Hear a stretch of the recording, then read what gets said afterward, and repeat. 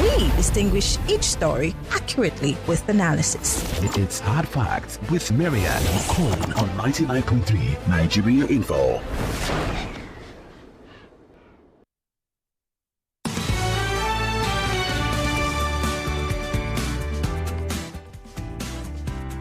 Is the nation's #1 talk news and sports radio station. We're broadcasting live from our audio-visual studios right here in Itimi and Crescent, Victoria Island, Lagos. This is Hard Facts, and I am Maryann Okon. I did promise you that we will be talking about how the EFCC is fighting against Ponzi schemes and fraudulent online platforms that could rip us off. Now, for those of you who've been following the CBEX story, last week, Thursday, we had the Securities and Exchange Commission in the studio talking about how they also have been keeping an eye on all of these things and what the advice that you do, the background checks that you need to do and the processes that you need to follow before you invest in any online scheme. Well, the EFCC is here today to tell us more about it and how we can be vigilant. My guest, obviously, is my very good friend and one I like to jaw with. Once in a while, we fight on this show, but I love to have him back every now and again. It's so good to have the spokesperson of the EFCC, Dele Oyewale, in the studio with us. He's joining us live from the FCT. Mr. Oyewale, it's so good to have you join us. Good evening. Welcome to the show. I think you're frozen. Can you hear me? Oh, dear. Good evening, Nigerians. Lovely. Thank you for having me on the program. All right, thank you for joining us. Okay, great. I can hear you. Yes, for a second there, we lost your connection. It went off. I was just telling my colleague in the studio that we need to probe you because you're looking too nice today. We need to probe you. Anyway, let's start by looking at this CBEX scam situation. Trillions of naira. Hello. Can you hear me, Mr. Oyewale? Yes, can you hear me? Can you hear me now? I think that your internet is going in and out. I'm hoping that we can have this conversation without this internet interference. Anyway, let's start with the CBEX situation. Running into trillions of naira. You issued a statement as the EFCC saying that you had warned Nigerians about some of these Ponzi schemes.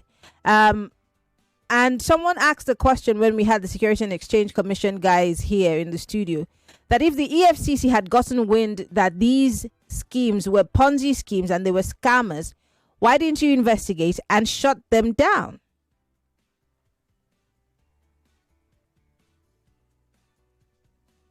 Well, that is a natural question to ask for those who are not familiar with the mandate of the Commission.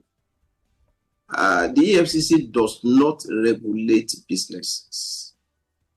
We don't monitor businesses. That's not our remit. That's not our mandate. Our mandate is to tackle all forms of economic and financial crimes anywhere, and to bring any fraudulent actor to book. So we don't regulate, but there is another government agency that does that. And well, I can understand why Nigerians want EFCC to be everywhere, ascribing the almighty status to the Commission. It's because of our functionality, it's because of our efficiency, it's because of our delivery on the expectation of Nigerians. But it is not the mandate of the Commission to regulate or to monitor businesses. And that is why we cannot do what they thought that we should have done. Let's backtrack. What qualifies as a financial crime? Let's start from there. Because if people are made to invest on a platform in the guise that this is an investment platform with a great turnover, and I know that, of course, questions need to be asked, but some of them were even presenting some documents from the EFCC, making it look like their scheme or their investment was, authentic. So what exactly qualifies as a financial crime in your books as the EFCC?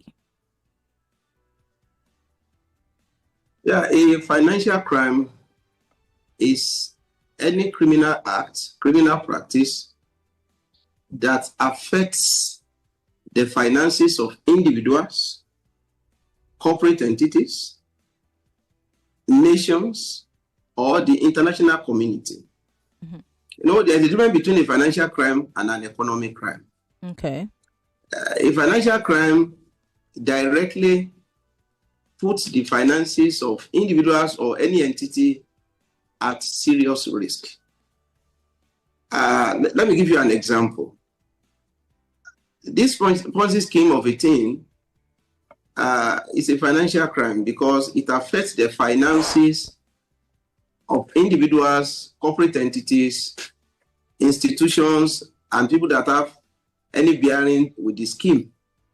So, talking about financial crime, we are just talking about whatever is placing our finances in jeopardy, making it difficult for us to operate the way we desire to operate on the basis of the finances that we have. So any threat to our finances at any level, and which can be proven, which can be established, is taken to be a financial crime. So proven and established. Now, when the EFCC had put out this statement about the fact that they had warned us, or they had listed several schemes that were somewhat fraudulent, what were we supposed to do with this information, and how much information did you push out to the public? Because the EFCC can, publish something on their website. We won't see it. Not many people go to your website. But how much of that information did the average person get? The reason why I'm asking is that it is the average person who put their money, because I didn't put my money. There are a lot of people like me who would not put their monies there. But then the average person put their monies, and they invited their friends and their family members, come and see what the Lord has done. How many people did you push this information to, so that at least if a few of them at the grassroots level or in the middle class, I don't know if you have a middle class, head of it, they probably would have been able to warn others about it? Yeah, March 11 this year, we issued a statement. It was actually an advisory to Nigerians about 58 companies that our investigations have flagged to be involved in Ponzi or this pyramid scheme. And we came out with a list of 58 companies. It was widely reported in the newspaper, television station, radio station, social media, everywhere. Widely reported. It went viral because we mentioned the names of all of these entities and we advised the public against them. Besides that, we have always been talking to Nigerians concerning certain practices that may not be in their best interest. We do that regularly. On a daily basis, we issue about 5 press releases, giving Nigerians, ideas of what other people are doing, scammers, fraudsters at different levels, and we are always talking. Public awareness, engagement with our stakeholders on what constitutes financial offenses and why Nigerians should separate themselves from them. So I don't think it is right to say that we have not generated enough intelligence. We have always been doing that. And I've appeared on this program several times, talking about the same thing and a different program. So I think we are generating intelligence. It's just that there are some people, no matter what you say, if they are driven by some motives that are personal to them, there is nothing you can. There is nothing you can do. So, are you being generous with the word greed? Because, rather, are you trying to not be, are you trying to be diplomatic with without using the word greed? Because there are people who have said that it is greed that has led people down this road. More likely than misinformation or disinformation, it is greed. And what does this say about us as Nigerians? Because again, for CBEX, it was in trillions. It went into trillions. Obviously, hard-earned monies went into this. Can you boldly say that this is because of our greed as a people, and that's why we're where we are today? There is no corner spade and oblong farming instrument. A spade is a spade. Okay. Many of the people that are caught in this dragnet, they are driven by their greed, by their avaricious tendencies. Because when you look at it, how can someone tell you that if you make an investment, I'm going to give you a return, or 100% return on your investment in 30 days. Oh, that can only be magical. Money doubling. Yeah, there is no beating about the bush. We all know that people that are caught in this dragnet, they are driven by their greed. They are driven by their avaricious tendencies. Because, you see, there are some things that you look for whenever you want to make an investment. We know that business entities all over the world, they declare their profit either at quarterly basis, annual basis, or maybe biannual basis. Mm-hmm. Now, and before they even declare the profit, you must have made considerable investment. The product line, the business line, everything, they will have set it out before you. And even on your own, you should be able to say, other things being considered, I should be able to get these returns. But these people, they will come to you, they will say, bring your money. In 30 days, we are going to give you 100% returns. And people will always say, oh, Miriam has gotten her own. Oh, Ilyasu has gotten her own. Oh, Kevin has gotten her own. This mob mentality, crowd mentality, any business entity that enjoys mob patronage, crowd patronage, there should be something suspect about such business. And people need to be careful. Especially when people will tell you everybody is doing it. Bandwagon effects, and at the end of it all, people will just come down and they will be blaming everyone except themselves. So we know that there is the element of greed. For some people, it might be ignorance, because when you look at many of these Ponzi schemes, aside the fact that they give you the promise high returns on investment at a very short time, there are some things that they will ask you to do that if you sit down, you will notice that if you interrogate the situation, you find out that it's just not realistic. For example, for every business, this Ponzi scheme thing, they will tell you that if you bring your money, they are not going to disclose to you what they are doing with your money. You don't even know the business. I mean, how can somebody say, bring your money, I'm going to give you this return? There is no explanation about the business. There is no about, you find out that there is something wrong. Those that are asking for the money and those that are giving the money, they are all greedy. Don't let us deceive ourselves. They are all greedy. They are greedy. There are some basic parameters that you need to look at whenever you want to invest. We have certain laws in Nigeria. If a business entity is compliant with these laws, they are likely to be authentic. For example, we have the Money Laundering Prevention and Prohibition Act 2022. We have the Process of Crime Act 2022. We have the Terrorism Financing Act 2022. If you want to invest in a business, find out how compliant are they with the laws of the land. And what is the evidence of compliance? You need to do due diligence about the actors involved. What is their profile? What are their antecedents? What businesses have they done before? These are serious due diligence that we need to do. You cannot ask me to bring my money. I will try to profile you. And it is so easy to profile you. Just go online. You want to know something about Maryann, go online, you find everything about her. But you find out that people, because of this bandwagon effect and the greed factor, the due diligence they need to do, they will not do it. For example, there are anti-corruption agencies like the EFCC. You can come forward and ask us questions. This business entity, they are parading this, they are parading it, they are parading it. I cannot provide them. Can you provide them for me and offer me necessary information about them? We are everywhere around the country. Come to our office. Find out whatever they are offering you, come to us. We will provide them for you. And we will tell you that, no, going by this information at our disposal and the intelligence that we have, this business entity is not likely to be authentic. Okay. So these are some of the things that people need to do whenever they want to go into any form of investment. All right. Well, in case you're just joining us, we have the spokesperson of the EFCC with us. We'll take a quick break. When we come back, there are more questions for the EFCC. And of course, there's more for you to learn before you invest your money. Stay with us.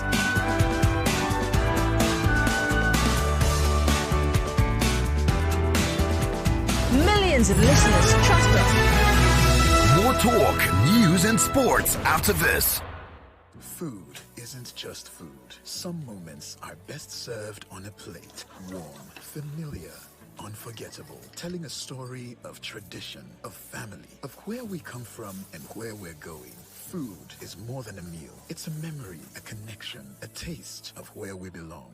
And at the GTCO Food and Drink Festival, every bite is an experience. Come hungry, very hungry for food and for knowledge. Enjoy exclusive chef master classes. The kids will love the Children's Play Center, and you can dive into a vibrant food market filled with exciting flavors and hard-to-find ingredients that will transform every meal. This is more than just food. It's culture. It's community. We're supporting small businesses, celebrating local talent, and bringing food lovers together. Join us at the GTCO Food and Drink Festival, happening Friday, May 2nd to Sunday, May 4th, 2025, at Plus One Water Corporation Drive, Uniru, Victoria Island, Lagos. The GTCO Food and Drink Festival, promoting enterprise. Hey ladies, do you know Nigerian women are celebrated for their radiant glowing skin? That's right. But with a hot sun, protecting our skin can be a challenge. Good news! Perfectio by Vitabiotics UK gives you targeted support for great-looking skin, hair, and nails. Packed with biomarine collagen, botanical extracts, and other micronutrients which contribute to skin hydration and radiance while reducing other skin imperfections. Available in pharmacies near you. Perfectil, beauty from within.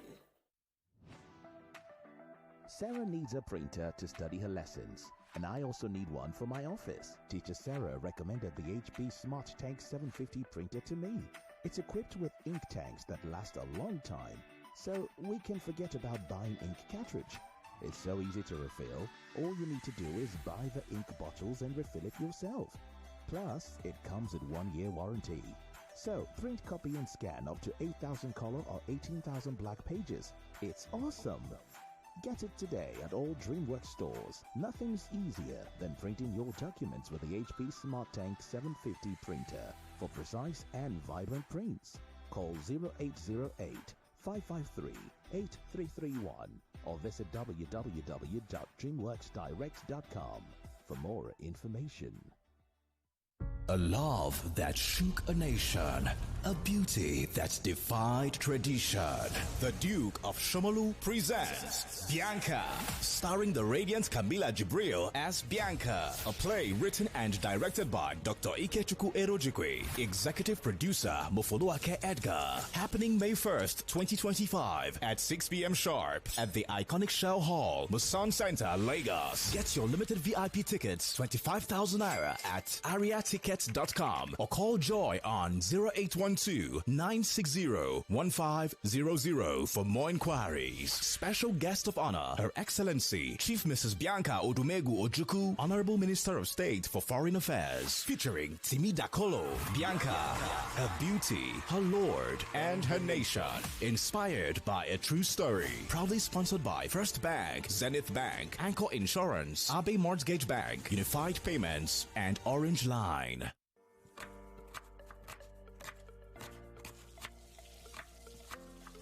Meals have a way of taking us on a journey. And when you add plenty of vegetables like efo, ugu, and season with the rich taste of Knorr seasoning cubes, even better. So, go ahead and elevate your meals with more vegetables and the rich taste of Knorr cubes. Today, eat for good. What can your bank do for you? Meet Jane, 25 years old. She's been having troubles acquiring a loan from her bank. This is not okay at all. I've been on this queue forever, and you're saying I should fill another form. What's going on? What can your bank do for you? Meet Frank, 27 years old, held up in traffic and making fruitless transactions. Mama, I have saved the airtime, even the electricity charges. I don't know why it's so difficult making this payment. Introducing Safri, a lifestyle digital bank that's designed just for you. With one click, you can make easy and fast payment transactions, pay bills, and even acquire easy loans. Hurry and download the Safri app on your Play Store. Visit safrisafri.com for more information. Safri, borderless banking. 99.3 Nigeria Info. Your number one station for talk. Let's talk.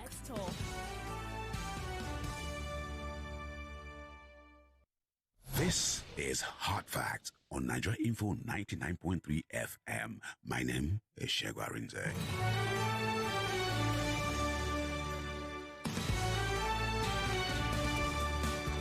We still have the spokesperson for the EFCC with us, and he's been telling us about the mandate of the EFCC as opposed to what we expect of them or some things that we actually hope that they do. Well, we're talking about the CBEX Ponzi scheme and the scam that ran into trillions of naira. We did have the Security and Exchange Commission here last week talking about their role in making sure that we're safe before we invest and some of the things that we need to arm ourselves with. And if we're not certain, we can call the SEC office or go on their website. But, well, we have the EFCC, who is obviously saddled with the responsibility of economic and financial crimes.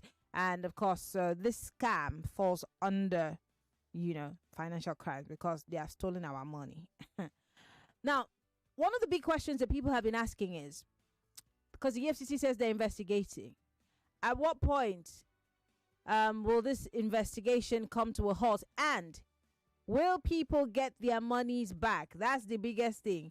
Will their monies come back to them, or should they say bye-bye to the money? Well, we cannot give, at this point of our investigation, we will always carry the public along about the direction, the route of our investigation. Mm-hmm. We just declared 8 of the actors. We just declared them wanted. One of them, on his own, turned himself in yesterday.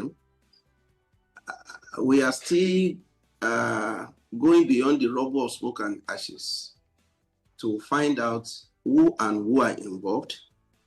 And for all you care, the money involved might even be more than that. So it is what we are able to uncover that we are going to present to the public. But we are doing our work as diligently, as responsibly as possible. Our men are on the field, and we are making impressive progress. I can assure you that we are making impressive progress in our investigation. In a very short time, we are going to tell Nigerians what we have been able to come up with. But concerning people that have invested, it is the strength of our investigation that will determine what we recover. And it is what we recover that will determine what is delivered to whoever may have invested. So, but I think the essential thing for Nigerians to know is that their darling EFCC is at work.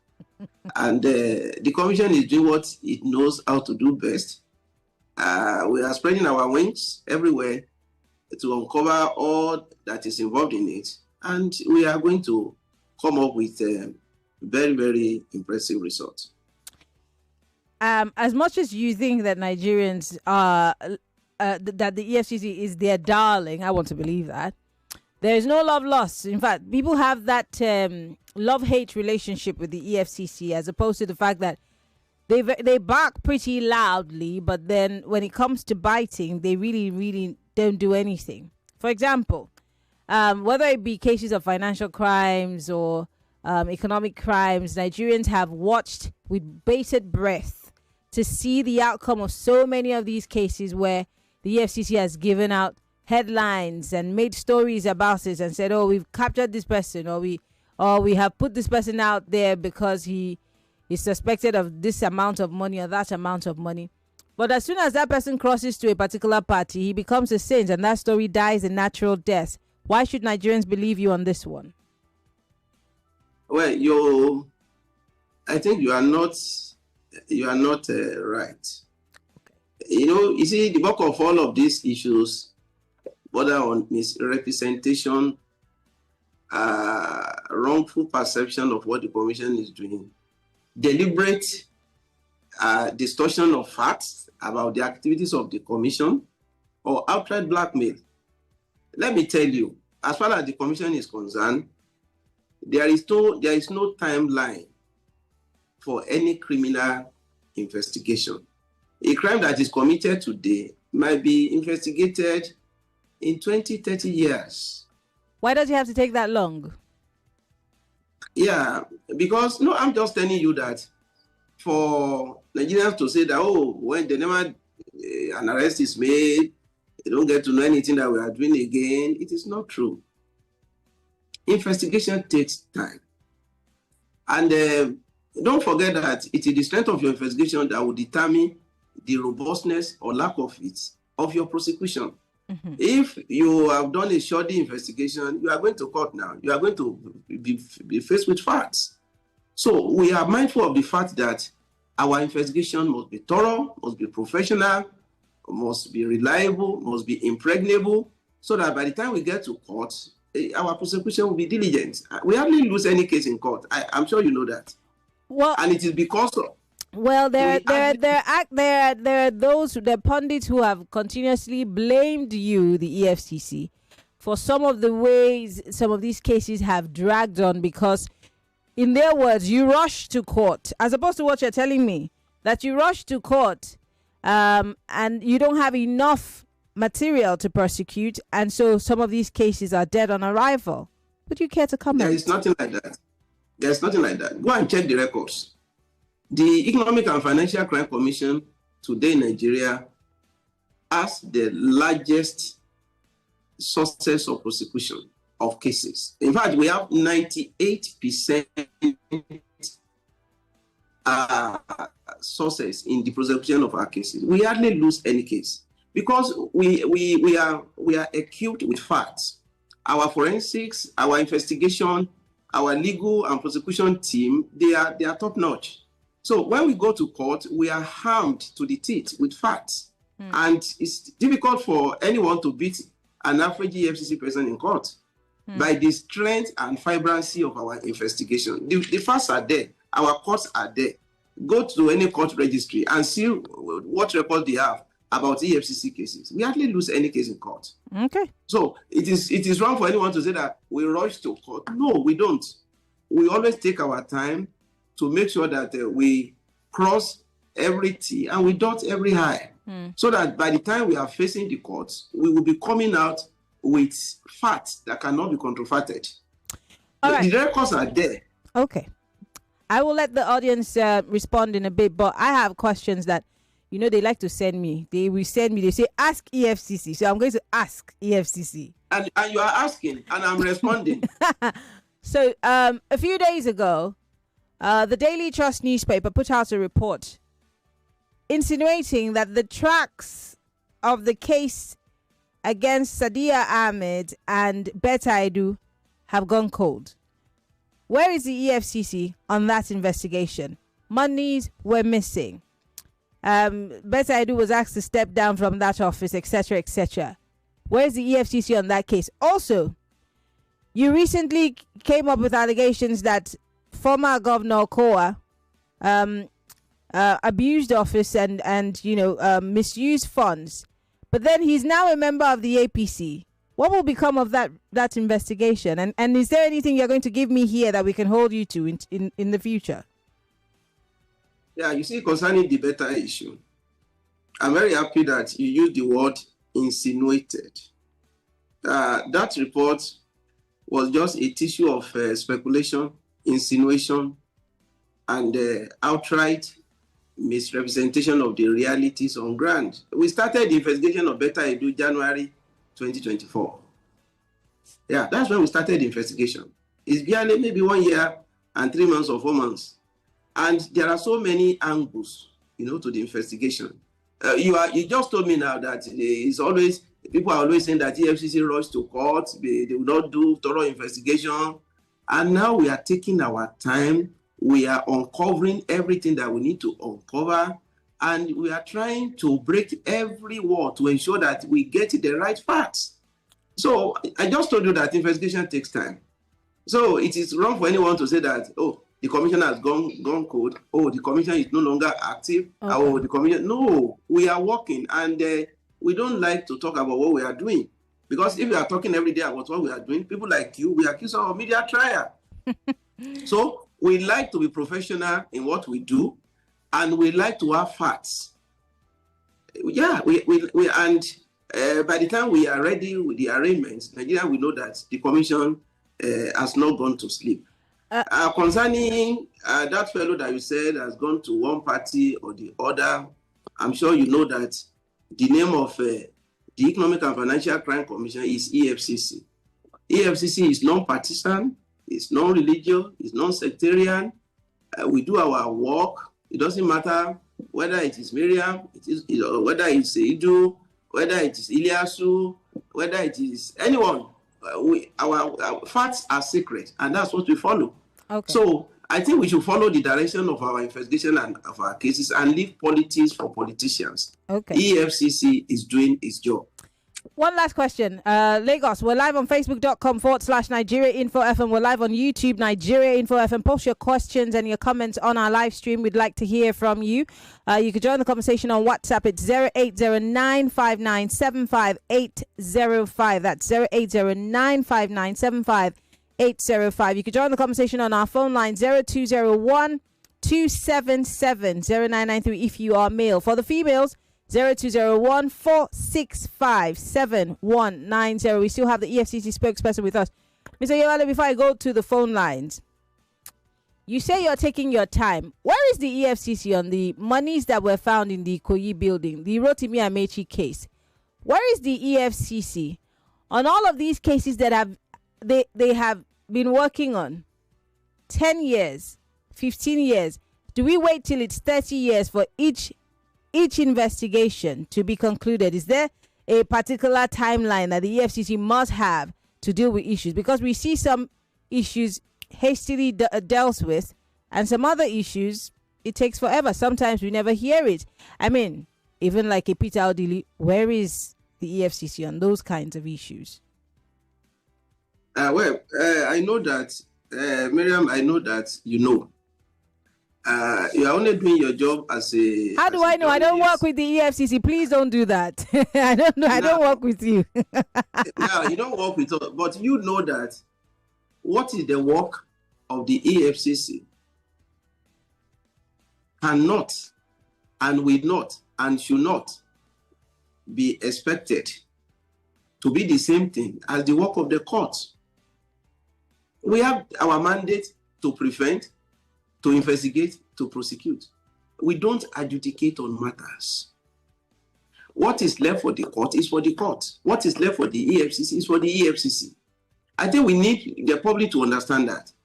Having investigated a matter and we have brought it before the court, what happens to the matter is entirely the business of the court.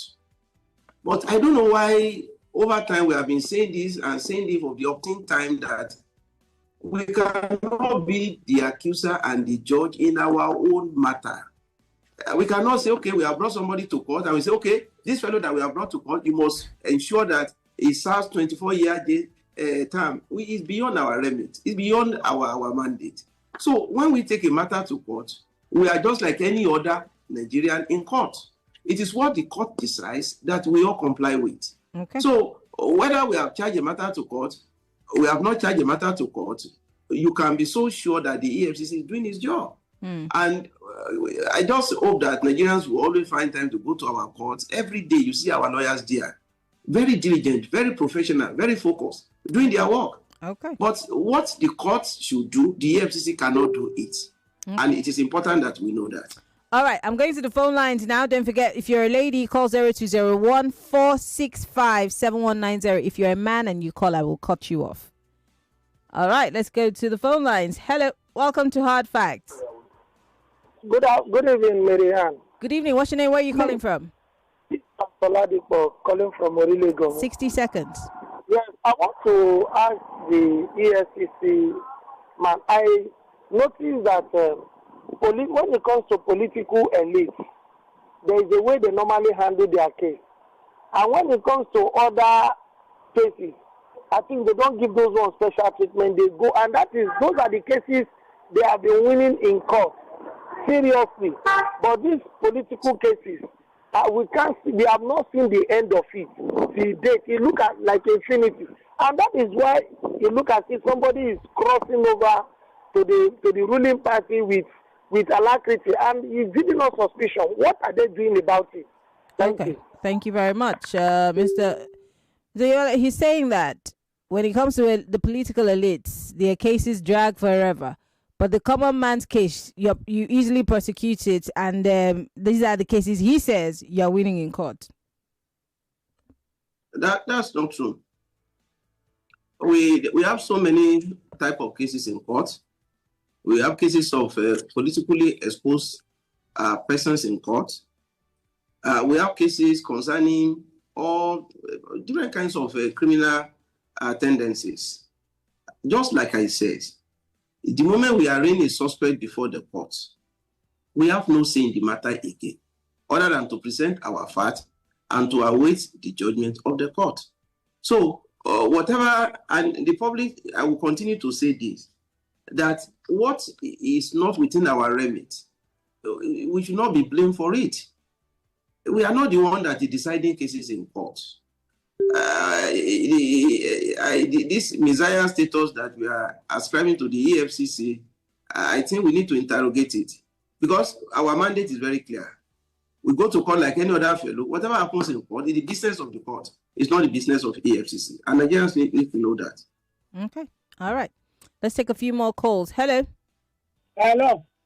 Good evening. What's your name? Where are you calling from? Yeah, this is Ahigbe on the for first time. All right, Ahigbe, 60 seconds. Yeah, I want the man there to explain to us the work of the editor. And we have the internal auditor in the office.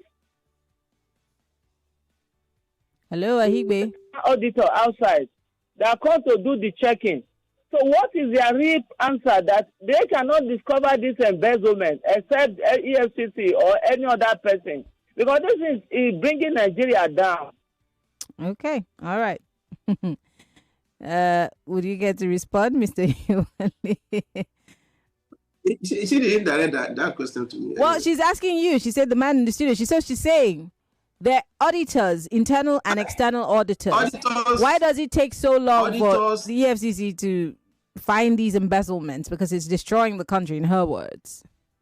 No, she said that all these institutions where people are stealing money, their internal auditors and their external auditors, how come they didn't uncover it before the EFCC will come in? That's what she said. I heard that very well. And so auditors are to audit. And just like I said, we don't audit.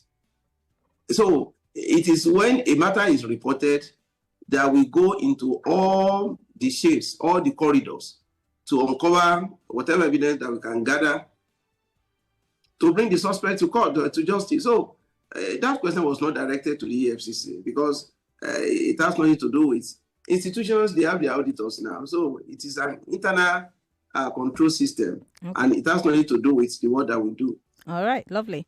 Hello, welcome to Hard Facts. Hello, welcome to Hard Facts. Hello, good evening, Hard Facts. Good evening. What's your name? Where are you calling from? Yes, this is Yusuf Olamilekon Adedero from Lagos. Go ahead, 60 seconds. Lagos, precisely. 60 seconds. Yes, I want to ask the resource person in the house that are they facing challenges, of being independent organization? I mean, so are there challenges they are facing that they want Nigerians to talk about so that the government can, there can be laws that can, give them that independence so that they can perform their work very well. Okay. So are you experiencing some level of high-handedness? Do you think that every government in power dictates to you what to do, and do you need help? I'm rephrasing the question. No, he's, I understood what he said. The EFCC is independent. Is it? Yeah, I am telling you. You see, the grand norm, the Bible and the Quran of the EFCC is the EFCC Establishment Act. We derive our power from our act. Our act is not hamstrung, is not handicapped, is not imprisoned. To that extent, we are independent. So we draw all our power from the enabling act is an act of the National Assembly. So there is no extraneous influence or anything that is impinging or that is affecting the work that we do. But if we have a cause to investigate the matter, we go. And it is to the credit of the government of President Bola Ahmed Tinubu that he has given us free, and when I say free, the government is not interfering with what the commission is doing. I'm telling you. So we are unfettered. We do our work. No interference. There is no case that we say, oh, don't do this. No, we do our work. And that is why we are posting the result that we are posting. I'm sure that you are aware that last year alone, we have a conviction record of 4,111. 4,100, the highest so far in the annals, in the history of the commission. So if we are handicapped, how would the commission have been able to have that kind of record of conviction? Okay. We have when in excess of 364 billion naira in 1 year. So a commission that is not free will not be able to do that. Okay. Our records are there, our resources are there. We are free and we are operating as professionally as we could. Okay. Let's take a few more calls before we wrap things up. Hello, welcome to Hard Facts. Hi. Yeah. Good evening. Hello. Can you hear me? Yes. All right, Mrs. Oboli. I've heard the EFCC spokesperson, and I think I beg to differ on his opinions so far. I still feel they still work hindered because should I deface or mutilate the naira now by spraying, he will come after me. Okoya's sons, nothing happened to them. They nabbed him money, and before you know it, is out of their den. So what exactly is happening? They practice selective arrest, and I still say that I don't think they are still top on or hands-on on the officials, the political officials. They go after other people, civilians, plus civilians like you and I, but they don't go and handle the main people that are the culprits dumping our system. Thank you very much, Maryann. Thank you very much. Care to respond, Mr. Oyewale, because this is our last opportunity before we wrap things up. It's just a perception issue. Honestly, it's a perception issue. There is no one that is having an issue with the EFCC that we don't go after. Some of these people might not be known to the public. Some may be known. But you see, when people come with this stereotypic idea that the EFCC is selective, the EFCC is always going after some people, it is a perception issue. There is no reality. But what do you think gave room to that perception? Because people are not crazy; they're not mad to just get the perception from the sky. You must have done something that had made people begin to think of you in that light. Yeah, you see, perception is something we don't interrogate. Perception is something that we don't investigate. Perception is something that we follow without critical analysis. You just look at the work that the commission is doing. If you say that the commission is selective in some areas, what are those areas? Bring them out. You find out that when people don't have enough information about what is happening, they settle for rationalization. They settle for perception that is at variance with the realities on ground. Okay. So let's do critical appraisal of the work that the commission is doing. And you find out that perception is something that we don't interrogate. And that is why we have many of them. Okay. When people come to the reality of what is happening, they ask the question that they should ask. They find out what they are supposed to find out. You find out that they will come and they will applaud what the commission is doing, that no, this commission knows what it is doing. So, but we are trying to address all this issue of a wrong perception by offering information, by engaging with Nigerians, by insisting that the anti-corruption war should be honed by Nigerians. All right. So if all of us see corruption as a problem, all this issue of perception, this and that will not be there. If there are questions to ask, we will ask the questions and we offer the answers. We have to go. Dele Oyewale is the spokesperson of the EFCC, and it's always a pleasure to have him in the studio to talk to us about the ongoing fight against corruption, obviously, and financial crimes in Nigeria. Mr. Oyewale, thank you so much for coming on the show. We appreciate it. Thank you so much. Thank you so much. All right.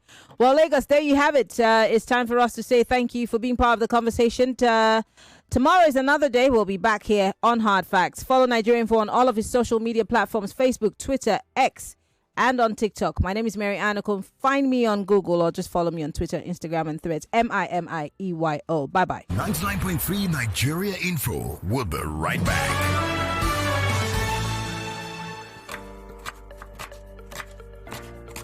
99.3 Nigeria Info. We are more than just radio.